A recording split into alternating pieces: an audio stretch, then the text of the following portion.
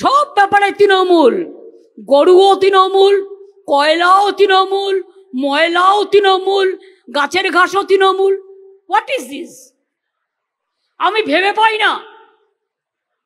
একটা কাপড়ে যদি কালি পড়ে সেটাও বলবে তৃণমূল, একটা কাপড়ে যদি হলুদ রং পড়ে সেটাও বলবে তৃণমূল, একটা যদি কারো দাড়িতে একটু পেকে যায় সেটাও বলবে তৃণমূল, কারো যদি কাঁচা চুল থাকে সেটাও বলবে তৃণমূল, কেউ যদি এলাকায় দোকানদারি করে তাকেও বলবে তৃণমূল। তৃণমূলের নামে ভয় পায়, তৃণমূলকে দেখলে কাঁপে। তাই মনে রাখবেন, তৃণমূলের বাড়ি বাড়ি গিয়ে সাজিয়ে নাটক করে তৃণমূলের নেতা নেত্রীদের গ্রেফতার করা হচ্ছে। বিজেপির কাছে আত্মসমর্পণ করব না। আর সন্ত্রাসবাদী সিপিএম 34 বছরে মানুষের মুন্ডু নিয়ে খেলেছে, তাদের সাথে আপোষ করব না, এটা মাথায় রাখবেন। আজকে বড় বড় কথা বলে টিভির পর্দায় বসে। কি করেছিল 34 বছর যখন ছিল? নাপিত বয়কট, ধোপা boycott, school boycott, college boycott, মানুষের মুন্ডু নিয়ে খেলা, কৃষি জমি দখল করা, কত কি করেছে। আজকে তো মানুষ কত ভাতা পাচ্ছেন। একটা পরিবার কত পায়? একটা পরিবারে হয়তো 3-4 জনও পায়। আজকেই এখান থেকে প্রায় ক্যাম্প থেকে 20,000 মানুষকে সরকারি পরিষেবা তুলে দেওয়া হলো। স্টেজে তো সবাইকে ডাকা সম্ভব নয়, তাই 20,000 মানুষকে পরিষেবা আজও আমি তুলে দিলাম। কি জয়নগরের মোয়া খাওয়াবেন তো? আর আপনাদের গুড় গাছের খেজুর গুড় খাওয়াবেন তো?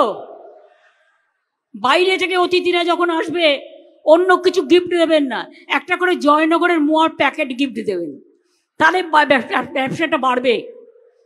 যখন কোনো বিয়েতে যাবেন 1 প্যাকেট জয়নগরের মোয়া দেবেন। বাইরে যারা যাবেন, আমি বাইরের কলকাতার লোকেদের বলছি এবং বাইরের লোকে কত খুশি হয়। সোনা দানা পেলে তো লোকে খুশি হয়, কিন্তু সোনা দানা তো লোকে খেতে পারে না।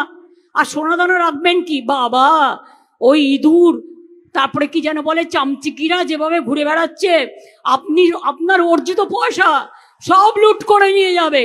আর লুট করে নেবার পরে সিজার লিস্টও পাবেন না। আমি আমার চিফ সেক্রেটারিকে জিজ্ঞেস করব যে রামপুরহাটে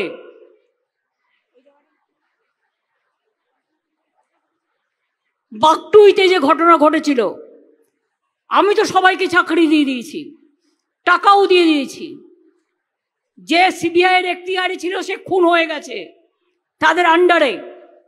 তাছাড়াও তাদের ঘর বাড়ি থেকে যে জিনিসগুলো নিয়ে আসা হয়েছিল, যে টাকা পয়সাগুলো নিয়ে আসা হয়েছিল, সিজার লিস্ট দেওয়া হয়নি। তাদের টাকাগুলো উদ্ধার হয়েছে কি? চিটফান্ডের নাম করে অনেক লোককে গ্রেপ্তার করেছে, করতেই পারেন, চিটফান্ড আমরা কেউ সাপোর্ট করি না। কিন্তু মানুষের টাকা ফেরত দিলেন কোথায়? 12 সালে আমরাই প্রথম গ্রেপ্তার করেছিলাম সারদার মালিককে, সেই কাশ্মীরের বাতালিক থেকে। আজকে বলুন, আমরা তো অনেক 200 কোটি টাকা ফেরত দিয়েছিলাম গরিব মানুষকে। কিন্তু আপনারা যারা এজেন্সিরা, আপনারা সম্পত্তি সব নিয়ে নিলেন ওদের, সেইগুলো বেচে গরিব লোককে তার টাকা ফেরত দিয়েছেন কি আজ পর্যন্ত? আজ পর্যন্ত ফিরিয়ে দেয়নি। চিটফান্ডকে নিয়ে এসেছিল কারা? সিপিএম দল। সিপিএম দলের একটা কেউ গ্রেপ্তার হয়েছে? হয়নি। সব ব্যাপারে তৃণমূল, গরুও তৃণমূল, কয়লাও তৃণমূল, ময়লাও তৃণমূল, গাছের ঘাসও তৃণমূল। What is this? আমি ভেবে পাই না। একটা কাপড়ে যদি কালি পড়ে সেটাও বলবে তৃণমূল, একটা কাপড়ে যদি হলুদ রং পড়ে সেটাও বলবে তৃণমূল, একটা যদি কারো দাড়িতে একটু পেকে যায় সেটাও বলবে তৃণমূল, কারো যদি কাঁচা চুল থাকে সেটাও বলবে তৃণমূল, কেউ যদি এলাকায় দোকানদারি করে তাকেও বলবে তৃণমূল।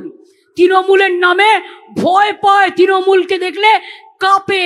তাই মনে রাখবেন, তৃণমূলের বাড়ি বাড়ি গিয়ে সাজিয়ে নাটক করে তৃণমূলের নেতা নেত্রীদের গ্রেপ্তার করা হচ্ছে। ভাবছে ভোটের আগে সবাইকে গ্রেপ্তার করি, তাহলে এলাকা খালি হয়ে যাবে আর পুরো বিজেপি ডুকডুকি বাজাবে ওখানে। অত সোজা নয়, বিনা যুদ্ধে 1 ইঞ্চি জমি আমরা ছাড়বো না।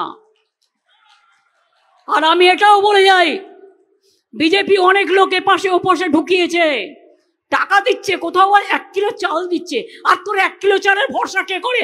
আমি তো 5 কিলো চাল দিই। সব লক্ষ্য রাখুন, সব সাধু কিন্তু সাধু নয়, আবার সবাইকে চোর বললে কিন্তু সব চোর চোর নয়। এটা মাথায় রাখবেন বিচারের বাণী শেষ পর্যন্ত শোনার আগে।